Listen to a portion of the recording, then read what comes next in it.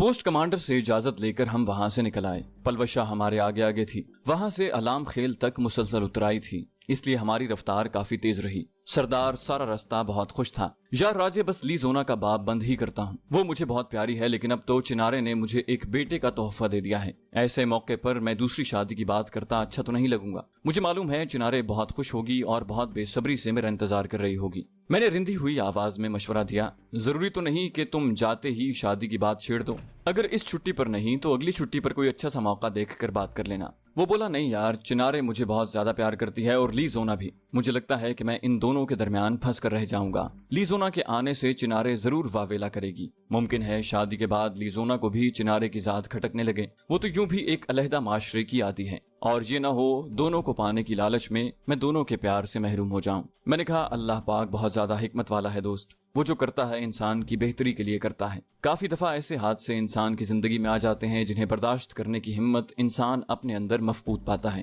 بس میری یہ بات یاد رکھنا کہ صبر اور حوصلے کا دامن ہاتھ سے نہ چھوڑنا۔ وہ بولا، یعنی تم بھی میرے ساتھ متفق ہونا کہ مجھے لی زونا کا خیال دل سے نکال دینا چاہیے؟ میں نے کہا، اس بارے میں بعد میں بات کریں گے، فی الحال تھوڑا تیز چلنے کی کوشش کرو، تمہاری باجی صاحبہ تو بے عزت کرنے کے چکر میں پڑی ہیں، یوں جا رہی ہیں جیسے میراتھن میں حصہ لے رہی ہو۔ مجھے اس موضوع سے وحشت ہو رہی تھی، میں نہیں چاہتا تھا کہ بار بار چنارے بہن کا ذکر ہو۔ ایک بار تو جی میں آیا کہ سردار کو حقیقت بتا دوں، مگر پھر اورنگزیب صاحب کی نصیحت یاد آ گئی، اس نے سختی سے منع کیا تھا کہ سردار کو اس کی بیوی کے وفات کے بارے میں نہ بتایا جائے۔ یوں بھی آرمی میں حد الوسع یہی کوشش کی جاتی ہے کہ کسی بھی قریبی رشتہ دار کی ناگہانی موت کی اطلاع متاثرہ شخص کو نہیں دی جاتی، کہیں وہ سفر کے قابل ہی نہ رہے۔ گھر جا کر بھی وہ صدمہ اتنا ہی گہرا ہوتا ہے، لیکن وہاں دوسرے رشتہ دار اسے سنبھالنے کے لیے موجود ہوتے ہیں۔ سردار نے تحسین آمیز لہجے میں کہا، ماننا پڑے گا کہ پلوشا بہن میں بڑی جان ہے۔ جواباً میں خاموش رہا۔ 5 گھنٹے کا راستہ ہم نے 2 گھنٹے میں طے کر لیا تھا۔ علام خیل میں پہنچ کر ہم سڑک پر کسی گاڑی کا انتظار کرنے لگے۔ 10-15 منٹ کے انتظار کے بعد بھی کوئی گاڑی نہ ملی۔ پلوشا ہمیں انتظار کرنے کا کہہ کر گاؤں کے اندر گھس گئی۔ تھوڑی دیر بعد ہی وہ ایک ہونڈا 125 لیے نمودار ہوئی۔ اسے موٹر سائیکل چلاتے دیکھ کر مجھے خاص حیرت نہیں ہوئی تھی۔ میرے قریب موٹر سائیکل روکتے ہی اس نے کہا، موٹر سائیکل کون چلائے گا؟ میں نے کہا، میرا خیال ہے یہ ذمہ داری مجھے سنبھالنی پڑے گی۔ سردار نے مجھ سے پہلے پلوشا کے ہاتھ سے ہینڈل تھام لیا، میں تم سے اچھی موٹر سائیکل چلا سکتا ہوں۔ میں نے اپنا تھیلا موٹر سائیکل کے کیریئر پر رکھ کر اس کے پیچھے بیٹھ گیا۔ میرے عقب میں وہی مصیبت بیٹھ گئی تھی جس سے میں مسلسل جان چھڑانے کی کوشش میں مصروف تھا۔ مجھے یہ بھی علم تھا کہ سردار اسی لیے موٹر سائیکل چلانے کی ذمہ داری سنبھال رہا تھا تاکہ پلوشا کو میرے ساتھ بیٹھنا پڑے۔ پلوشا کے بیٹھتے ہی میں نے سردار کو چلنے کا کہا اور اس نے سر ہلاتے ہوئے موٹر سائیکل آگے بڑھا دی۔ تھوڑا آگے جاتے ہی اس نے پلوشا سے پوچھا، یہ موٹر سائیکل کہاں سے اٹھا لائی ہو؟ وہ بولی، اپنے استاد کمانڈر عبدالحق سے مانگا ہے۔ سردار بولا، کمانڈر نصر اللہ سے منہ چھپا رہی تھیں اور عبدالحق کے پاس خود پہنچ گئیں۔ وہ بولی، مجبوری تھی اس لیے جانا پڑا، باقی چھپنا شرم کی وجہ سے تھا، ڈرنے کی وجہ سے نہیں۔ مجاہدین زبردستی تھوڑی کرتے ہیں کسی کے ساتھ۔ میں نے اسے جھڑکا کہ آرام سے بیٹھو۔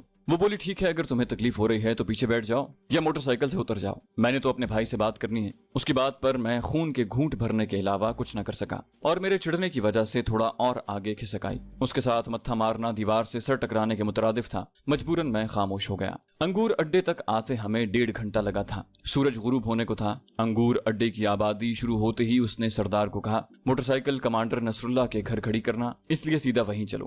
میں نے کہا، ہمیں اڈے میں اتار کر تم لے جانا۔ وہ جواباً بولی، جب پوچھا نہ جائے تو مشورہ نہیں دینا چاہیے۔ میں نے حتمی لہجے میں جواب دیا، یہ مشورہ نہیں ہے، ہم تمہیں اپنے ساتھ وانا تو نہیں لے جا سکتے۔ وہ بولی، تمہارے ساتھ کون احمق جا رہا ہے؟ سردار نے موٹر سائیکل کا رخ کمانڈر نصر اللہ کے گھر کی طرف موڑ دیا۔ میں چیخا، یار اڈے کی طرف چلو، مگر سردار سنی انسنی کرتا ہوا کمانڈر نصر اللہ کے گھر کی جانب بڑھتا رہا۔ کمانڈر نصر اللہ کا گھر قریب ہی تھا، وہ ہمیں گھر کے باہر ہی مل گیا۔ وہ شام کی نماز کے لیے مسجد کی طرف جا رہا تھا۔ سردار نے اس کے قریب موٹر سائیکل روک کر کہا، السلام علیکم۔ وعلیکم السلام کہہ کر اس نے فردن ہم تینوں سے ہاتھ ملایا۔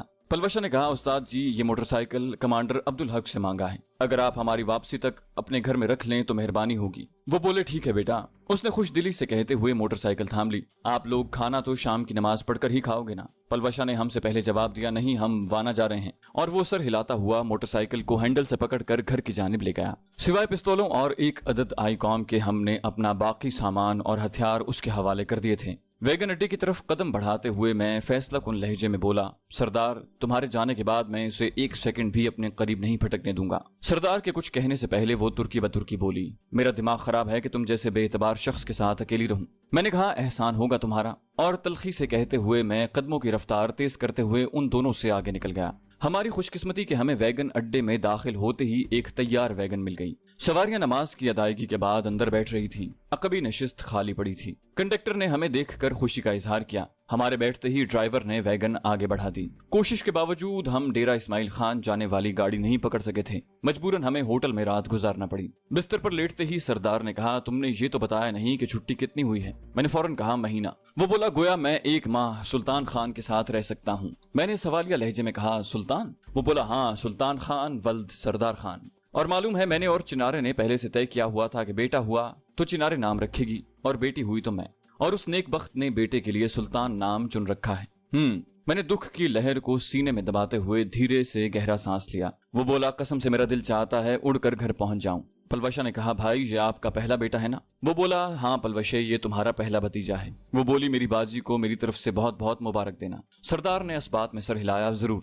وہ بولی، قبیل خان کو ہلاک کرنے کے بعد میں انشاءاللہ سلطان سے ملنے آؤں گی۔ یہ کہتے ہوئے وہ ایک لمحے کے لیے رکی اور پھر شرارتی لہجے میں بولی، نہیں بلکہ قبیل خان کی ہلاکت کے بعد میں نے ایک اور قتل بھی کرنا ہے، اس کے بعد آؤں گی۔ سردار نے زوردار قہقہہ لگایا، لیکن میں دکھ کی وجہ سے کوئی جواب نہ دے سکا۔ سردار بولا، ویسے یار مجھے پشیمانی ہو رہی ہے کہ میں نے چنارے کو موبائل فون کیوں نہیں لے کر دیا۔ اگر اس کے پاس موبائل فون ہوتا تو ابھی پی سی او سے گھر بات کر کے کم از کم اس کی آواز ہی سن لیتا۔ میں نے اپنا اے ٹی ایم اس کی طرف بڑھایا، اچھا میرا اے ٹی ایم اپنے پاس رکھ لو، شاید تمہیں رقم کی ضرورت پڑے۔ اس نے انکار کرتے ہوئے کہا، نہیں اب اس کی ضرورت نہیں پڑے گی، بتایا تو ہے کہ لیزونا کا باب بند۔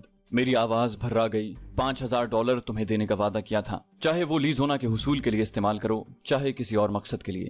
سردار بولا، نہیں راجے، اتنی زیادہ رقم؟ میں نے کہا، مجھ سے غلطی ہو گئی تھی، یہ رقم مجھے تمہیں پہلے دے دینی چاہیے تھی، تم بھی امریکہ میں میرے ساتھ تھے۔ 50,000 میں سے 5,000 تو تمہارا حق تھا۔ سردار نے نفی میں سر ہلایا، یہ تمہارا انعام تھا۔ میں نے سخت لہجے میں کہا، تم نے لینے ہیں کہ مجھ سے بے عزت ہونا ہے؟ اور اس نے خاموشی سے اے ٹی ایم کارڈ میرے ہاتھ سے لے لیا۔ اے ٹی ایم کارڈ کا پاسورڈ بتا کر میں نے سونے کے لیے آنکھیں بند کر لی۔ صبح سویرے اٹھ کر ہم بغیر ناشتہ کیے ہوٹل سے نکل آئے۔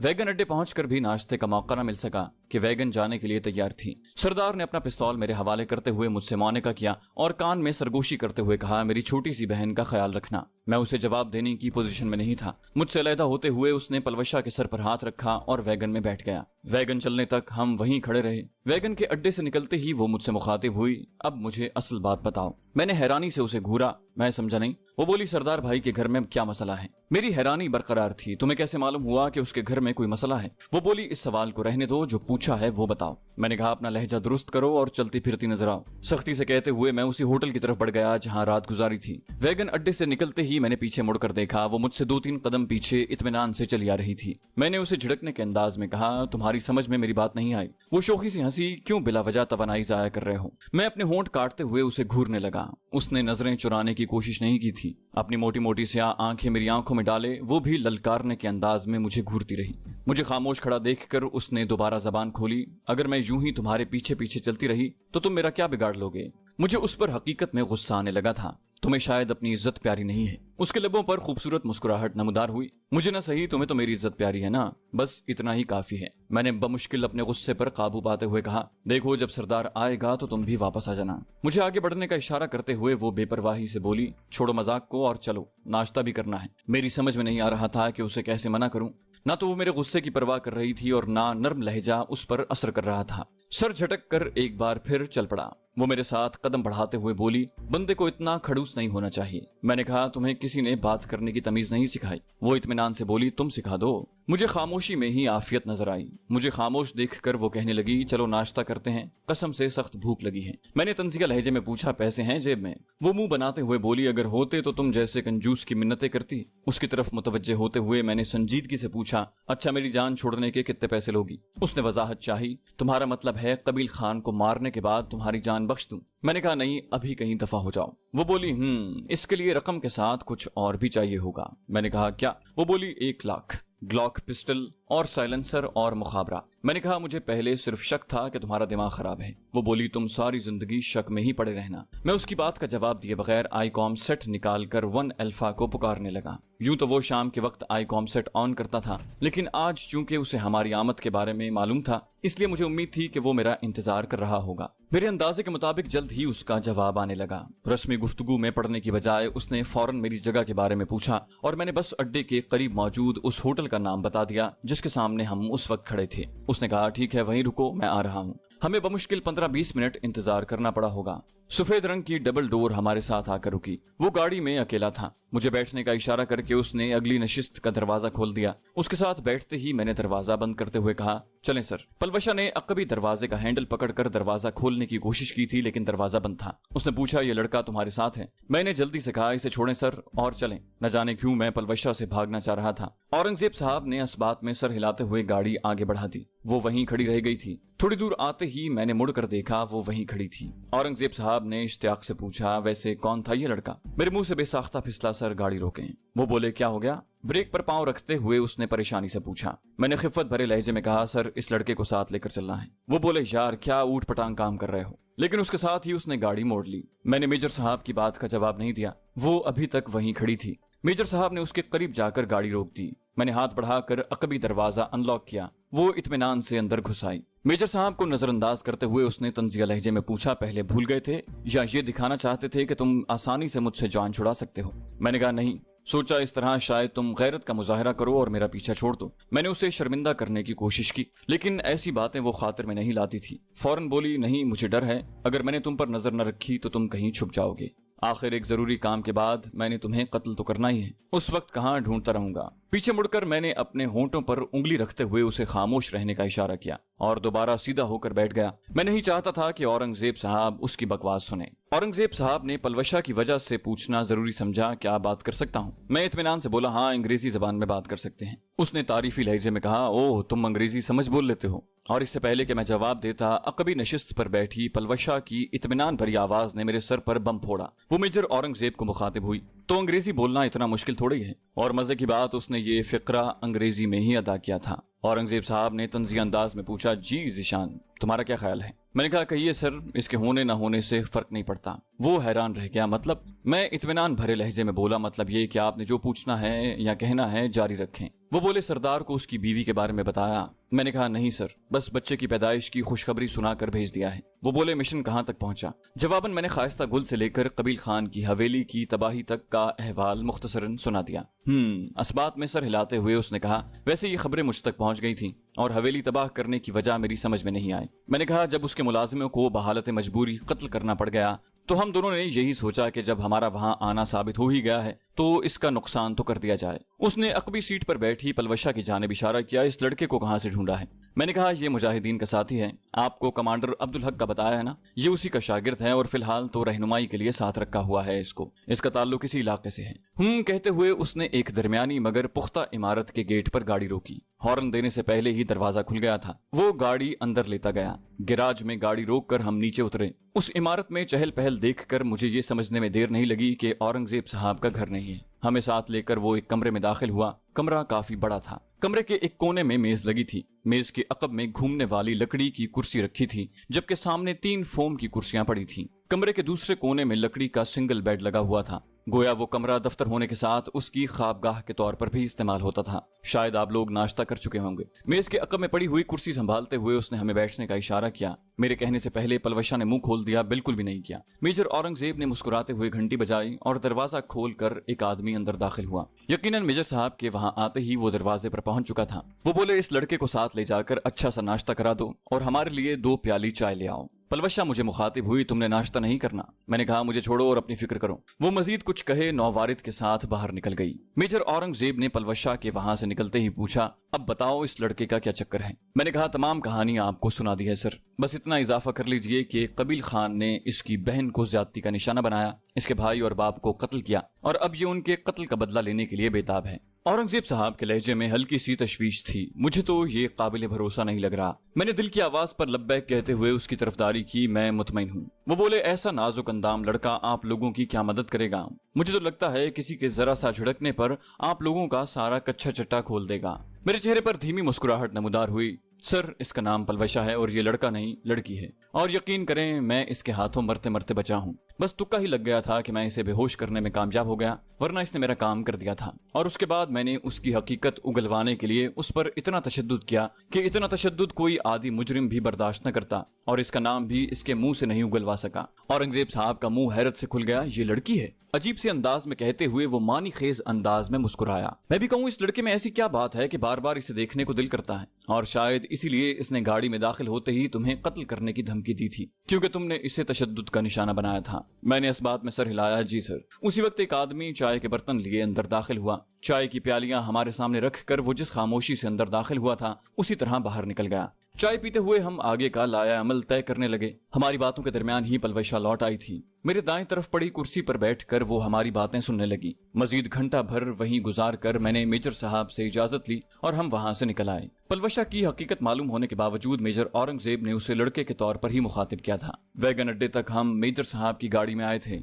वैगन अड्डे में अंगूर अड्डे की वैगन तैयार खड़ी थी। हमारे पहुंचने के 15-20 मिनट बाद वैगन अड्डे से निकल आई। पलवशा खामोश सी थी। अंगूर अड्डे पहुंचकर वैगन से उतरते ही वो कहने लगी, कुछ रकम दे सकते हो? मेरे लहजे में हैरानी थी। रकम किस लिए? वो बोली, दे सकते हो तो दे दो, नहीं तो सवालात की जरूरत नहीं। मैंने पूछा, कितने चाहिए? वो बोली, अगर हो सके तो 10-15 हजार दे दो। एक लम्हा सोचने के बाद मैंने जेब से 4 बड़े नोट निकालकर उसकी जानिब बढ़ा दिए। ये 20 हजार हैं। बगैर किसी तकल्लुफ के वो मेरे हाथ से पैसे लेते हुए बोली, वापस नहीं मिलेंगे। लेकिन मैंने उसकी बात का जवाब देने की जरूरत न समझी। यूं भी ये रकम मैंने खाइस्ता गुल की जेब से निकाली थी। कमांडर नसरुल्लाह के दरवाजे के सामने पहुंचकर वो बोली, मैंने कहीं जाना है, कल तक लौटूंगी, तुम यहीं पर मेरा इंतजार करना। मैंने पूछा, कहाँ जाना है? वो बोली, अगर बताना होता तो मैं कहीं जाने की बजाय उस जगह का नाम लेती। मैंने तलखी से कहा, इतना बताने की भी क्या जरूरत थी, जाओ जहाँ दफा होना है। वो बुरा बनाए बगैर बोली, अगर ग्लॉक नहीं दे सकते तो मुझे सरदार भाई वाला पिस्तौल दे दो। इस मर्तबा बगैर किसी हुज्जत के मैंने ग्लॉक मास साइलेंसर के होल्स्टर से निकालकर उसकी जानिब बढ़ा दिया।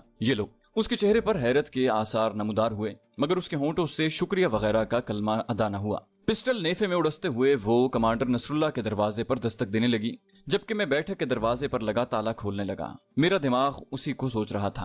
पहले मैं शिद्दत से उससे जान छुड़ाना चाह रहा था, लेकिन मेजर औरंगजेब तक उसका हाल पहुंचाने के बाद न जाने क्यों एकदम मैं ज़हनी तौर पर उसके साथ काम करने के लिए तैयार हो गया था। पहले मैं उसकी खूबसूरती से डरा हुआ था, लेकिन फिर बहुत सोचने के बाद मेरे दिमाग में यही बात आई कि इसी तरह अगर मैं हर खूबसूरत लड़की का सामना करने से डरता रहा तो जिंदगी गुजारना बहुत मुश्किल हो जाएगा। यूं भी उस जैसी खतरनाक लड़की से मोहब्बत कोई बेवकूफ ही कर सकता था, और सबसे बढ़कर वहां उससे बेहतर रहनुमाई करने वाला हमें मिल नहीं सकता था। थोड़ी देर बाद मोटरसाइकिल स्टार्ट होने की आवाज सुनकर मुझे मालूम हुआ कि वो मोटरसाइकिल ही पर कहीं रवाना हो गई है। इसकी तस्दीक कमांडर नसरुल्लाह की आमद से हुई। वो मेरे लिए दिन का खाना लाया था। उसने खुद भी मेरे साथ ही खाना खाया। इसी दौरान उसने पलवशा के बारे में भी पूछ लिया कि पलू खान मोटरसाइकिल पर बैठकर कहाँ गया है। मैंने नफी में सर हिलाकर लाइल्मी का इजहार किया और उसने असबात में सर हिला दिया।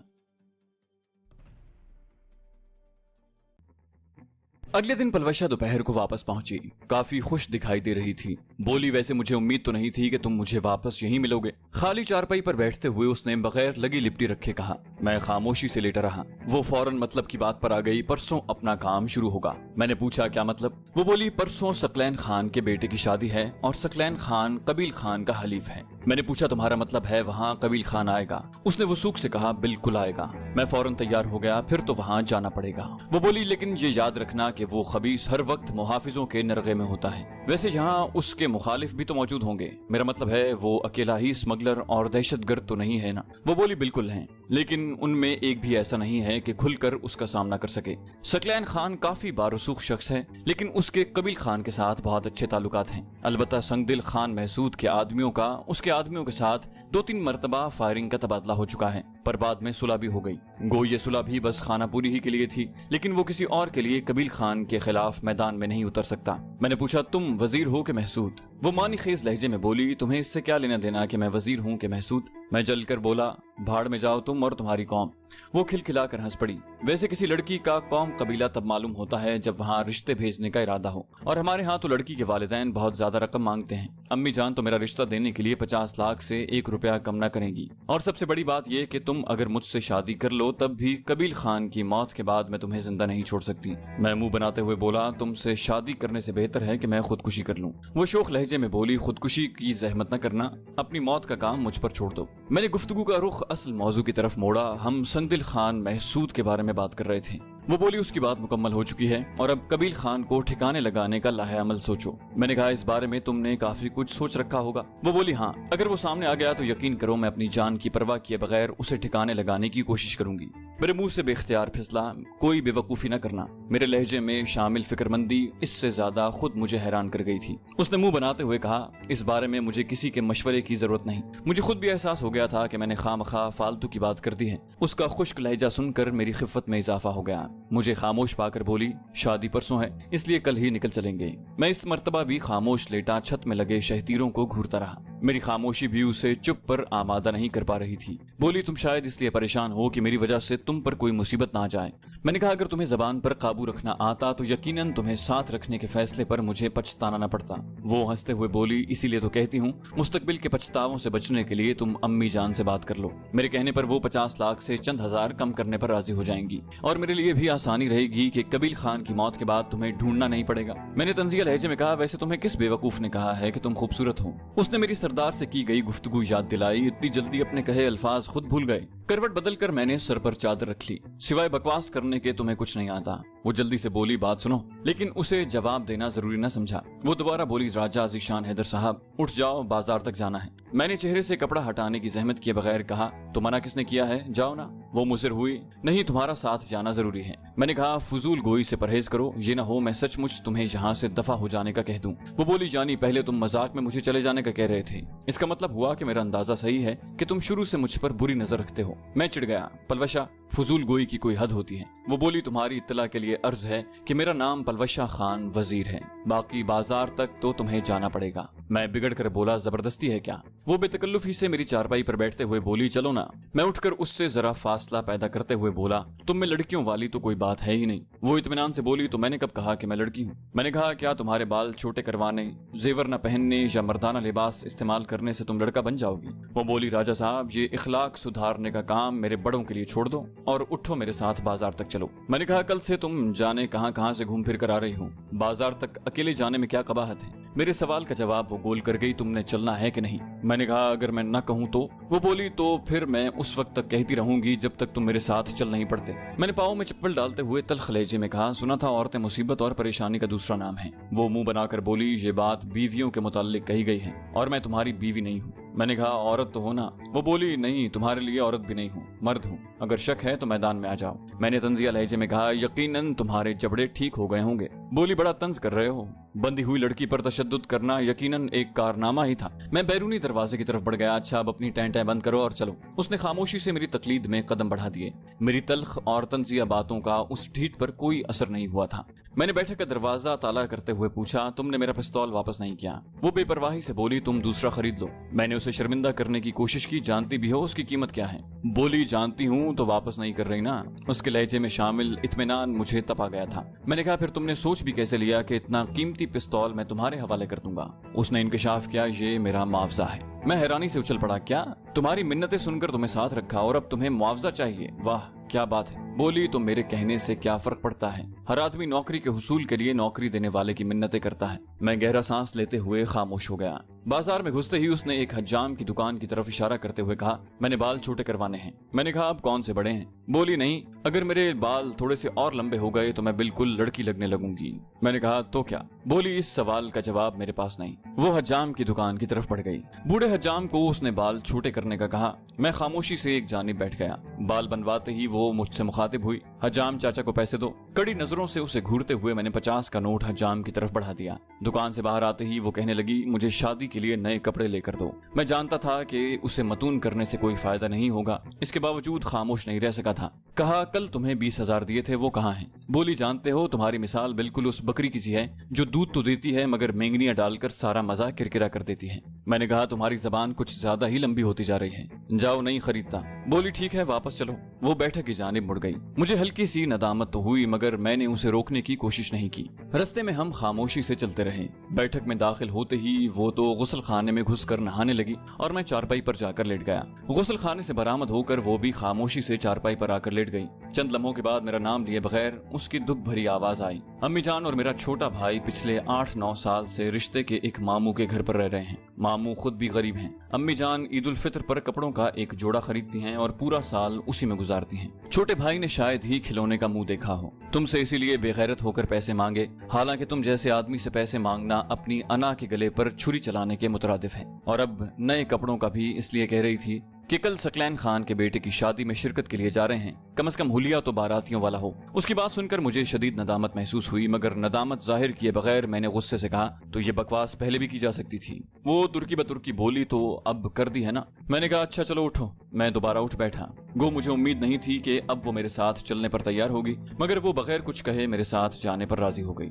وہ ایسی ہی تھی، فضول ناراضی میں وقت ضائع نہیں کرتی تھی، یا شاید اسے اپنی اہمیت کا اچھی طرح اندازہ تھا۔ ثقلین خان کے بیٹے کی شادی میں جانے کے لیے کمانڈر عبدالحق کی موٹر سائیکل ہمارے کام آئی تھی۔ وہاں تک جانے کے لیے ہمیں علام خیل سے گزر کر جانا پڑا۔ اس کے گاؤں کا نام ڈمبریانی تھا۔ اس کی بیٹھک کسی وسیع و عریض حویلی سے بھی زیادہ رقبے میں پھیلی ہوئی تھی۔ شادی کی تیاریاں زور و شور سے جاری تھیں۔ بھاری بھرکم تنوتوش کا مالک ثقلین خان ہمیں بیٹھک ہی میں اپنے آدمیوں کے جھرمٹ میں نظر آیا۔ ہمیں خندہ پیشانی سے خوش آمدید کہتے ہوئے اس نے ایک ملازم کو کھانا لانے کا حکم دیا۔ دوپہر کا وقت ہونے کی وجہ سے اس نے ہم سے پوچھنے کی زحمت ہی نہیں کی تھی، اور نہ یہ پوچھا تھا کہ ہم کہاں سے آئے ہیں۔ اس علاقے کی خوبیوں میں ایک بڑی خوبی مہمان نوازی ہے۔ ملازم ہمیں ایک کمرے میں لے گیا جہاں کچھ اور لوگ بھی کھانے میں مشغول تھے۔ کھانا کھا کر ہم باہر آئے اور ثقلین خان کی سجائی ہوئی محفل میں بیٹھ گئے۔ وہاں اس کے محافظوں کے علاوہ اور بھی کافی لوگ موجود تھے۔ اس وقت زور و شور سے یہ بحث چل رہی تھی کہ کل کس گویے کو بلایا جائے۔ اس میں قریباً تمام آدمی اپنی اپنی رائے پیش کر رہے تھے۔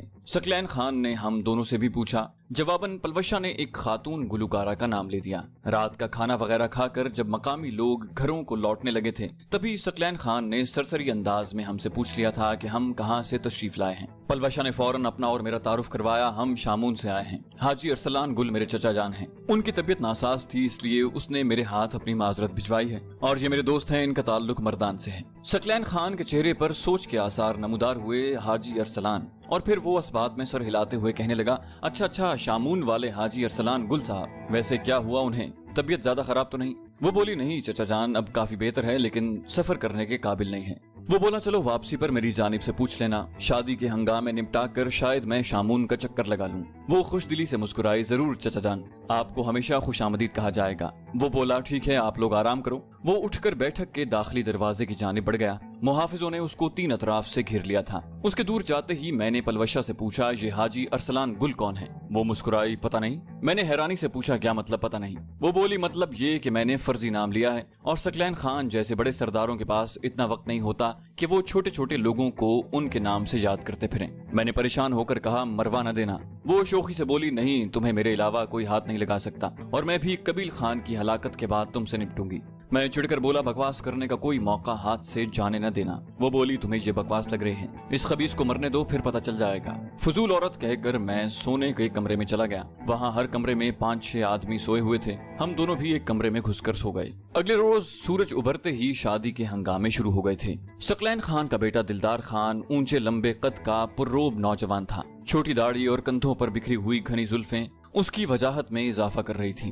گویے نے رات کو آنا تھا۔ رات 12 بجنے کے بعد ناچنے گانے والی طوائفوں کا پروگرام تھا، لیکن یہ محفل چیدہ چیدہ مخصوص افراد کے لیے تھی۔ ہم دونوں کی کوشش یہی تھی کہ اس محفل میں بیٹھنے کی اجازت حاصل کر سکیں۔ 9-10 بجے پشتوں کے خوبصورت ساز ساؤنڈ سسٹم پر بجنے لگے۔ دیکھتے ہی دیکھتے منچلے نوجوان ان خوبصورت دھنوں پر ناچنے لگے۔ پلوشہ میرے ساتھ ہی بیٹھی تھی۔ اس وقت میری حیرانی کی انتہا نہ رہی جب میں نے اسے ناچتے ہوئے نوجوانوں کا رخ کرتے دیکھا۔ پستول وہ میری گود میں پھینک گئی تھی۔ اگلے ہی لمحے وہ تھرکتے ہوئے ان میں شامل ہو گئی۔ اس کے بدن کی لچک، ہاتھ پاؤں کی ہم آہنگی، خوبصورت انداز میں دائرے میں چکر کاٹنا ایک عجیب خوشکن منظر تھا۔ دیکھنے والے اسے ایک نوخیز لڑکا ہی سمجھ رہے تھے۔ یہ تو صرف میں جانتا تھا کہ وہ لڑکی ہے، اور اس وجہ سے مجھ پر اس کا ناچنا کچھ زیادہ ہی اثر کر رہا تھا۔ کئی بار میں نے اس کے بدن سے نظریں چرا کر دائیں بائیں دیکھنے کی کوشش کی، لیکن کامیاب نہ ہو سکا۔ تھوڑی ہی دیر میں تمام لڑکوں نے پلوشہ کے لیے میدان خالی کر دیا تھا۔ اس کے مسحور کن ڈانس نے جلد ہی تمام کی توجہ اپنی جانب سمیٹ لی تھی۔ وہ کافی دیر تک ناچتی رہی۔ شوقین حضرات نے بے تحاشا پیسے پھینکنے شروع کر دیے، جنہیں سمیٹنے کے لیے مقامی میراثی موجود تھے۔ وقت جیسے تھم گیا تھا۔ دھن بدلتے ہی اس کے ہاتھ پاؤں اور درمیانی بدن کی حرکت بھی تبدیل ہو جاتی۔ کافی دیر گزر گئی، شاید وہ تھکنا جانتی ہی نہیں تھی۔ یہ بات تو مجھے اس سے لڑتے وقت بھی معلوم ہو گئی تھی کہ اس میں بلا کی جان ہے۔ گھنٹہ 1.5 گھنٹہ مسلسل ناچنا کتنا مشکل ہے، اس بارے میں وہی جانتے ہیں جن کا یہ پیشہ ہے۔ میں تو بس اندازہ ہی لگا سکتا تھا۔ اس کا ڈانس ختم ہوتے ہی ہا ہو کا شور مچ گیا۔ وہ سیدھا میرے پاس پہنچی، پسینہ دھاروں کی صورت میں اس کے چہرے اور گردن پر بہ رہا تھا، لیکن اس کا سانس بالکل ہموار تھا۔ دلدار خان بھی اس کا ڈانس بڑے شوق سے देखता रहा था। उसे वापस आते देखकर वो अपनी जगह से उठा और जेब से कई बड़े नोट निकालकर उसकी तरफ बढ़ाता हुआ बोला, शाबाश जवान, दिल खुश कर दिया। पलवशा ने निहायत इत्मीनान से उसके हाथ से तमाम नोट लेकर अपनी जेब में डाल लिए। मैंने कहा, वैसे यही कारोबार कर लो, काफी कमाल होगी। चारपाई पर वो मेरे साथ अकेली ही बैठी थी, इसलिए मैंने उसे मतून करने का मौका हाथ से जाने न दिया। बोली, अच्छा मशवरा है, लेकिन पहले कबील खान और तुम्हें कत्ल कर दूं, फिर इस बारे में सोचूंगी। न जाने क्यों मुझे उसकी हरकत पर गुस्सा आ रहा था। बोली, ये जो फौजी होते हैं ना, नौकरी पर आते ही अक्ल घर छोड़ाते हैं। बेवकूफ इंसान रात की खुसूसी महफिल में शमूलियत के लिए जमीन हमवार कर रही थी। अब दूल्हे मियाँ को मेरा नाचना पसंद आ गया है। यकीनन वो मुझे और मेरे दोस्त को खुसूसी महफिल में शमूलियत का परवाना अता करेगा। मेरी नागवारी और गुस्सा उसे भी महसूस हो गया था, और अजीब बात यह कि अपने अमल की तौजी में उसने 1 मिनट की देर नहीं लगाई थी। मुझे उसकी बात पर यकीन था, लेकिन इसके बावजूद हुज्जत करने से मैं बाज नहीं आया। सच कहो, तुम इसीलिए नाचने गई थी? वो बोली, हाँ मुझे मालूम था कि तमाम मेरी जानिब मुतवज्जे हो जाएंगे। खूबसूरत लड़के यहाँ किसी भी तरह लड़कियों से कम अहमियत नहीं रखते। मैंने तंज़ी अंदाज में कहा, बड़ी आई खूबसूरत। लेकिन ये तंज मेरे हल्क से नीचे नहीं उतर सका था। उसका चेहरा किसी तारीफ का मोहताज नहीं था। वो शोख लहजे में बोली, वो क्या कहते हैं, खिसियानी बिल्ली खंबा नोचे। वैसे तुम यूं आंखें फाड़ फाड़ कर देख रहे थे, गोया इससे पहले किसी लड़की को नाचते नहीं देखा। मैंने कहा, ये तो सच है, मैंने कभी किसी लड़की को नाचते नहीं देखा, मगर तुम लड़की कब हो? इत्मीनान भरे अंदाज में बोली, सही कहा। और उसने मेरी गोद में पड़ी चादर उठाई और अपना पसीना पूंछने लगी। मैं तल्ख होता हुआ बोला, कितनी बार मना किया है कि मेरी चीज को बगैर पूछे इस्तेमाल न किया करो। वो बोली, जिस दिन दिल से कहोगे नहीं करूंगी। और मैं अफसोस भरे अंदाज में सर हिलाता हुआ दूसरी जानिब मुतवज्जे हो गया। यूं भी वो इंतहाई दर्जे की ढीठ थी। मेरा पिस्तौल इधर करो। पसीना साफ करके उसने मेरी जानिब हाथ बढ़ाया और मैंने खामोशी से ग्लॉक उसकी तरफ बढ़ा दिया। मेरे पास उस वक्त पलवशा की SMG मौजूद थी। चाइना की बनी हुई फोल्डिंग बट वाली गन थी। सरदार वाला बरेटा मैं कमांडर नसरुल्लाह की बैठक में ही छोड़ आया था। दोपहर के खाने के वक्त ढोल बाजे को खामोशी नसीब हुई। नमाज ज़ोहर के बाद एक बार फिर तैयारियां होने लगी। यूं भी धूप से बचने के लिए बड़ा शामियाना लगाया गया था। पलवशा खाना खाकर कहीं गायब हो गई थी। न मैंने पूछा था कि कहाँ जा रही हो, न उसने बताने की जहमत की। मैं वही कमरे में तकिए से टेक लगाकर चारपाई पर ढेर हो गया। शादी का असल हंगामा नमाज असर के बाद ही शुरू होना था। घंटे 1.5 घंटे बाद मुझे पलवशा की सूरत नजर आई। उसने कमरे के दरवाजे से झांक कर अंदर निगाह दौड़ाई और मुझे तकिए से टेक लगाए देख कर अंदर घुस आई। यकीनन मेरी तलाश में उसने दूसरे कमरों में भी झांका होगा। मेरे साथ चारपाई पर बैठते हुए वो संजीदा लहजे में बोली, एक बुरी खबर है। मैंने तंजीदा लहजे में कहा, तुम्हारे मुंह से पहले कभी कोई अच्छी खबर सुनी ही नहीं, और कमरे में तमाम चारपाइयां खाली पड़ी हैं। मेरे साथ बैठना जरूरी था। बोली, तुम्हें खुश करने के लिए बैठती हूँ। मैंने कहा, तुम जितनी दूर होती हो मैं उतना खुश होता हूँ। उसने मुंह बनाया, झूठ बोलना भी नहीं आता। मैंने कहा, तुम्हें तो आता है ना, यही काफी है। वो बोली, अच्छा जो मैं खबर लाई हूँ वो सुनो। उसने डांटने के अंदाज में कहा। मेरे पास से उठने की कोशिश उसने नहीं की थी। मैंने कहा, फरमाओ। वो बोली, वो खबीस शादी में शिरकत के लिए नहीं आ रहा। मैंने बदमज़गी से पूछा, क्या? बोली, सही कह रही हूँ, मैंने मुकम्मल छानबीन की है, वो इस वक्त अफगानिस्तान में है। मैंने कहा, तो फिर वापस चलना चाहिए। वो नफी में सर हिलाते हुए बोली, नहीं, मेरे जहन में एक और तजवीज है। मैंने पूछा, क्या?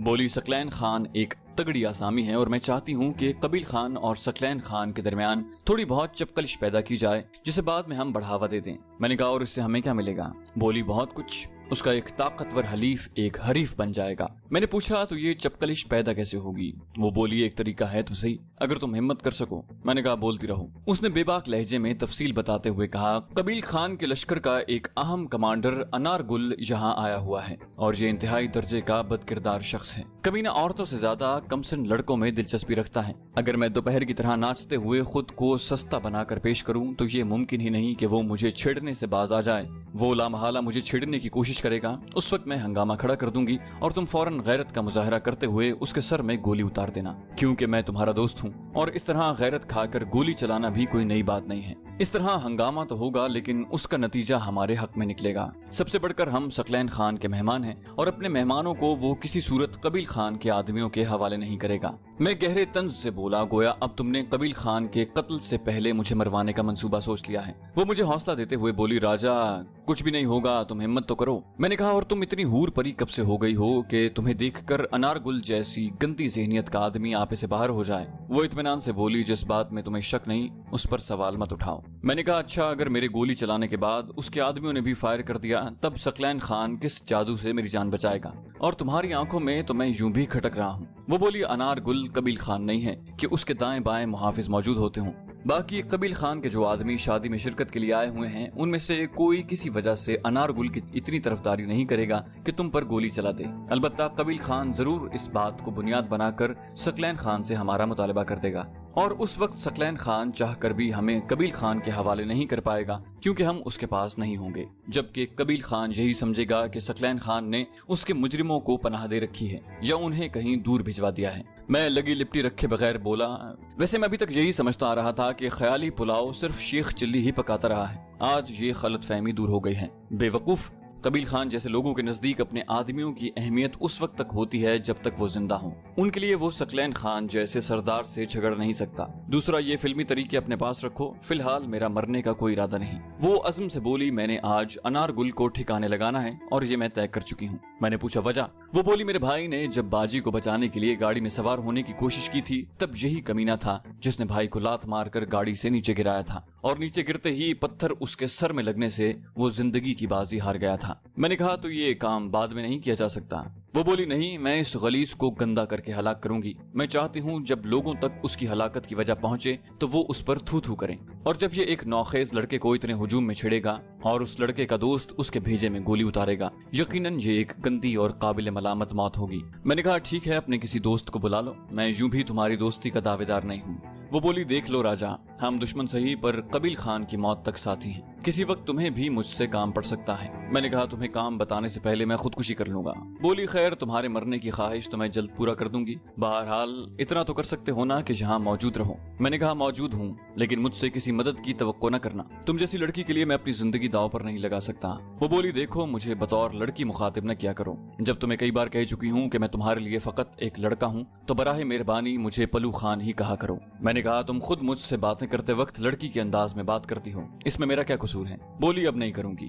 میں نے بھی ترکی بترکی کہا، تو مجھے بھی کوئی شوق نہیں ہے محترم۔ ڈھول اور شہنائی کی آواز بلند ہوتے ہی اس نے کہا، چلو باہر چلتے ہیں، شادی کا ہنگامہ شروع ہو گیا ہے، اور میں اس کے ہمراہ کمرے سے باہر نکل آیا۔ بیٹھک کے کھلے صحن میں سینکڑوں لوگ موجود تھے اور مزید لوگوں کی آمد جاری تھی۔ ایک بڑی چارپائی پر ثقلین خان تکیوں سے ٹیک لگائے بیٹھا ہوا تھا، اس چارپائی پر خوبصورت چادر بچھی ہوئی تھی، 2-3 اور چارپائیاں بھی اسی انداز میں سجا کر رکھی گئی تھی اور ان پر صاحب حیثیت لوگ بیٹھے ہوئے تھے۔ ایک چارپائی پر ثقلین کا بیٹا دلدار خان اپنے 3 دوستوں کے ساتھ بیٹھا مونچھوں کو تاؤ دے رہا تھا۔ میں اور پلوشہ بیٹھنے کے لیے جگہ دیکھنے لگے۔ ایک چارپائی پر تھوڑی سی جگہ خالی تھی، میں اسی کی طرف پڑ گیا۔ مجھے محسوس ہوا کہ وہ میرے ساتھ نہیں آ رہی۔ پیچھے مڑ کر دیکھا تو وہ ایک مرد کے ساتھ کھڑی کوئی بات کر رہی تھی۔ میں چارپائی پر بیٹھ گیا۔ 2-3 منٹ اس کے ساتھ باتیں کرنے کے بعد وہ میری طرف بڑھ آئی۔ میرے بائیں ہاتھ چارپائی پر ایک ادھیڑ عمر کا باریش مرد بیٹھا تھا۔ ہمارے درمیان بہرحال اتنا خلا موجود تھا جس میں وہ آسانی سے سما سکتی تھی، لیکن وہاں بیٹھنے کی بجائے مجھے اس مرد کی طرف دھکیلتے ہوئے وہ میرے دائیں جانب بیٹھ گئی۔ ایک بات میں نے بڑی شدت سے محسوس کی تھی کہ وہ بیٹھتے وقت کوشش کرتی ہے کہ میرے علاوہ کسی اور کے ساتھ نہ بیٹھے۔ یوں بھی کسی اور کے ساتھ بیٹھنے سے دوسرے کو شاید اس کے بدن کا گداز معلوم ہو جاتا کہ وہ لڑکا نہیں ہے، لیکن پھر مجھے اپنی اس بات میں وزن نظر آیا، کیونکہ سردار کی موجودگی میں بھی اس کی کوشش یہی ہوتی تھی، حالانکہ وہ اسے دل سے اپنی بہن سمجھتا تھا۔ کبھی کبھی مجھے سردار کی بات پر یقین آنے لگتا کہ پلوشہ مجھ میں دلچسپی لے رہی ہے۔ بہرحال کچھ بھی تھا، میں اب اس راہ خارزار پر اپنے قدم نہیں بڑھا سکتا تھا۔ یوں بھی پلوشہ لڑکی سے زیادہ لڑکا تھی، اور ایسی لڑکیاں مجھے بالکل پسند نہیں ہیں جو لڑکی ہوتے ہوئے لڑکوں کا بھیس بنائے۔ گو پلوشہ اس ضمن میں مجبور تھی، لیکن مجھے پھر بھی اس کی اس عادت سے چڑ تھی۔ میرے ساتھ بیٹھتے اس نے مجھے کوہنی سے ٹہوکا دیتے ہوئے کہا، وہ لال ٹوپی والا آدمی نظر آ رہا ہے؟ ہمارے بائیں جانب 2 چارپائیاں چھوڑ کر بیٹھتے ہوئے ایک عام سی شکل کے پختہ عمر مرد کی طرف متوجہ کیا، جس کی شکل پر پھٹکار برس رہی تھی۔ ہمارا رخ اس وقت جنوب کی طرف تھا، جبکہ انارگل جس چارپائی پر بیٹھا ہوا تھا اس کا رخ مغرب کی طرف تھا۔ میں پوچھنے لگا، یہی انارگل ہے؟ بولی، ہاں، اور دیکھو کس طرح سفید کپڑوں والے نوعمر لڑکے کو ہوسناک نگاہوں سے گھور رہا ہے۔ اس نے ڈھول کی تھاپ پر ناچنے والے ایک لڑکے کی جانب اشارہ کیا جو وہاں ناچنے والے لڑکوں اور مردوں میں نمایاں نظر آ رہا تھا۔ اس سے پہلے کہ وہ اس کی بات کا جواب دے پاتا، ایک آدمی ہمارے قریب پہنچا اور پلوشہ کو مخاطب کر کے کہا، سردار زادہ دلدار خان دے غوڑی، چھوٹے سردار زادہ دلدار خان بلا رہے ہیں۔ وہ بولی، آتا ہوں، اور اسے کہہ کر وہ میری جانب متوجہ ہوئی۔ لگتا ہے سردار زادے کو میرا ناچ کچھ زیادہ ہی پسند آ گیا ہے۔ میں نے طنزیہ لہجے میں کہا، چلے جاؤ، کچھ خرچہ پانی ہی بن جائے گا۔